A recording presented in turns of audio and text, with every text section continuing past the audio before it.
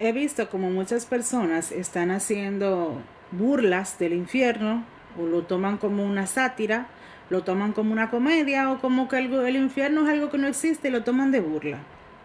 En Mateo capítulo 5 versículo 22 dice, pero yo les digo que cualquiera que se enoje contra su prójimo será culpable de juicio, y cualquiera que diga raca será culpable ante el consejo, y cualquiera que diga fatuo será merecedor del infierno de fuego. Esto es algo real, esto no es algún invento, esto el mismo Jesucristo lo dijo.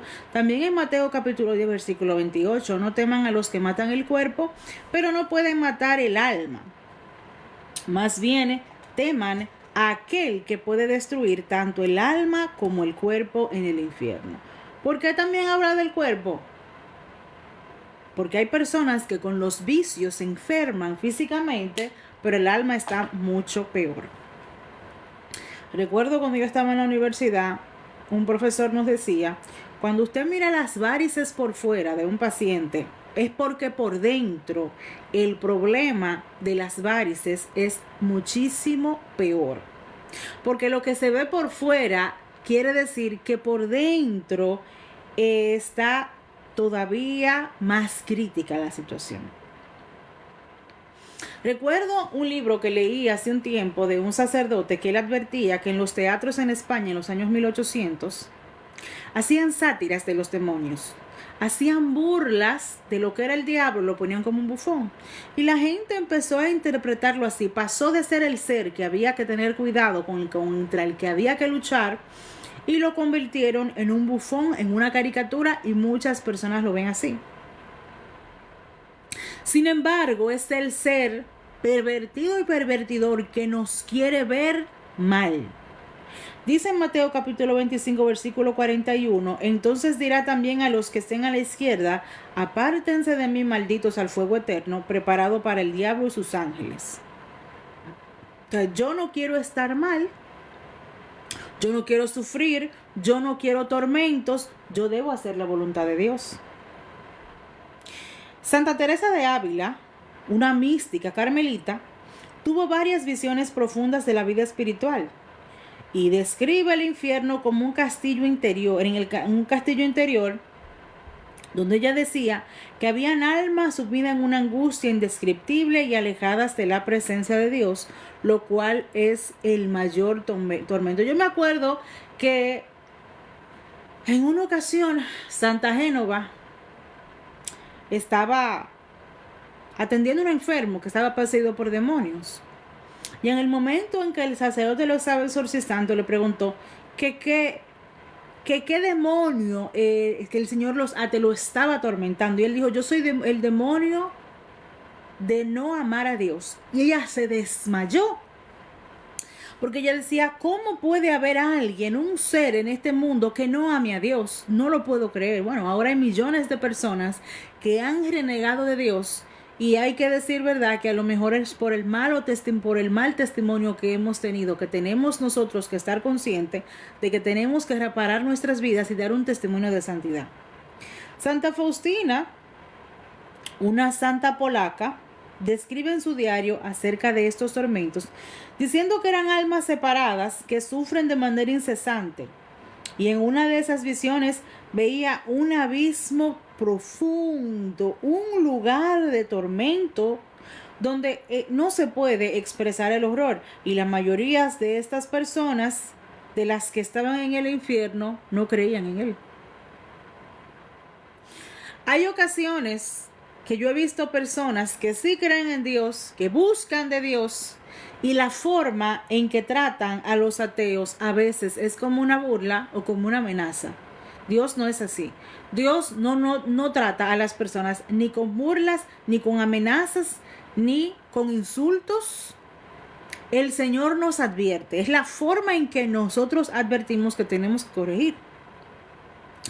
San Juan Bosco, fundador de los salesianos, también tuvo varias visiones sobre el infierno, hablando cómo veía las almas que caían al infierno, que eran atormentadas por los demonios y que era un sufrimiento y un horror de acuerdo con los órganos que había pecado. Es decir, Decía cosas gráficas acerca del sufrimiento de los ojos, porque pecamos con los ojos, el sufrimiento con las manos, porque pecamos con las manos, el sufrimiento con los oídos, porque nos deleitamos en cosas desagradables, escuchamos blasfemias y no reparamos esas blasfemias.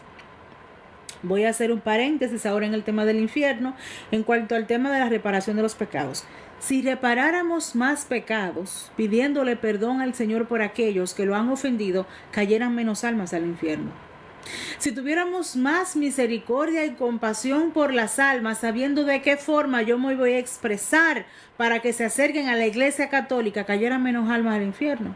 Si tuviéramos conciencia de las personas que sufren y nos acercáramos para consolarlas y no se pierda su alma, cayeran menos almas al infierno. Santo Tomás, en su teología, abordó profundamente acerca de la teología del infierno, hablando de cómo es un lugar que tiene tormento físico y la ausencia de Dios, que es lo peor que a una persona le pueda pasar. Santa Hildegarda, de la cual yo he leído varios escritos y en este canal tengo mucha información acerca de los escritos, especialmente del libro Méritos de la Vida, habla de que estos tormentos son tan intensos que ella misma en las visiones que tenía le pedía a Dios que no las quería tener, que ella no quería tener visiones del infierno porque era una angustia demasiado grande. Pero miren, mis hermanos, en Lucas capítulo 16 versículo 23 dice: y en el Hades alzó los ojos, estando en tormentos, y vio de lejos a Abraham y a Lázaro en su seno. Nosotros debemos procurar que las personas que nos rodean no caigan al infierno, ni al purgatorio deberían caer, mucho menos al infierno. El problema es que cuando ahora mismo tú le adviertes a una persona de que su alma se puede condenar, se va a enojar. Ahora bien, es que no estamos para señalar, vamos a aclarar esta parte. Señalar y juzgar es llamar a una persona por nombre o apellido, hacerle así con él y decirle tú. No. Aquí Dios nos llama que hay que denunciar el pecado sin señalar a las personas. Que yo puedo hablar en contra de la mentira y no señalar a nadie de mentir, pero yo quiero que todos nos salvemos y que la gente no mienta. Un ejemplo. También en Apocalipsis capítulo 20 versículo 14 dice: y a la muerte el Hades fueron lanzados al fuego eterno. Esta es la muerte segunda. El que no se halló inscrito en el libro de la vida fue lanzado al fuego eterno. En Alemania, en los tiempos de Lutero, él se encargó de que la gente le tuviera terror al infierno o que viviera en una clase de pánico pensando que todos se iban a condenar, porque él se condenó y Lutero lamentablemente está en el infierno por todo el daño que le hizo a la iglesia. Pero comenzaron algunos pastores, viendo este auge de terror al infierno que tenían, a decirle que el infierno no existe, para que la gente no tuviera miedo al infierno. Eso empezó aquí en Alemania. Estuve leyendo unos libros en alemán, en latín, en días pasados. Cómo las personas que le tenían tanto terror al infierno empezaron a decirles que el infierno no existía para que no lo tuvieran. Entonces se fueron a los dos extremos. El infierno sí existe, lo que pasa es que tú no debes tener terror de él, porque tú lo vas a evitar. Es como el veneno, es como los químicos que sabemos que son dañinos para el cuerpo. Tú no te lo vas a tomar porque sabes que te hace daño. Pues pasa lo mismo con el infierno. Tú no vas a pasar por el infierno. Tú no tienes por qué pensar que te vas a condenar si tienes las herramientas para la salvación eterna. La confesión con un sacerdote católico, los sacramentos, obviamente que sí, el rezo del Santo Rosario para que la Virgen María nos aleje de las garras del demonio, y tomando en cuenta que también hay que hacer sacrificios, porque todas nuestras familias ahora mismo vemos gente enferma, gente triste, gente medicada para enfermedades psiquiátricas, personas que no pueden dormir, muchas relacionadas con el pecado, que aparte de que dan sufrimiento en la tierra, te van a llevar al infierno. Recuerden que hay demonios que el Señor los ate, que están detrás de cada pecado, que traen sufrimiento en la tierra, y esas mismas ataduras que traen esos espíritus te van a llevar al fuego eterno también. Entonces, no hay que temerle al infierno, pero tener en cuenta que es un peligro y que hay que alejarse de eso. Porque nosotros estamos viviendo en el presente, en la inmediatez. Empezar que todo es aquí y ahora y el mañana no importa. Sí, el mañana importa. Porque vamos envejeciendo, porque vemos que la oscuridad está arropando cada día más el mundo, porque el decir la verdad se ha convertido en un problema y cuando tú predicas acerca del pecado te quieren callar porque el diablo está oscureciendo las mentes de muchas personas y nosotros no debemos caer en lo mismo. Dios es infinitamente misericordioso e infinitamente justo. Dice San Bernardo que hasta una mirada que yo haga con amor, Dios me la recompensará. Pero si una mirada yo lo hago con odio, como decimos los dominicanos, que me cortan los ojos, esas miradas de desprecio también tendrán sus consecuencias de juicio. El detalle es vivir una vida de equilibrio. Yo tengo conciencia que Dios me va a salvar, que yo me voy a inclinar hacia la presencia de Dios en su gran misericordia, pero no voy a abusar de la misericordia de Dios, porque los abusos a la misericordia, aparte de que traen muy mal ejemplo, muy mal testimonio, llevan a las personas al infierno.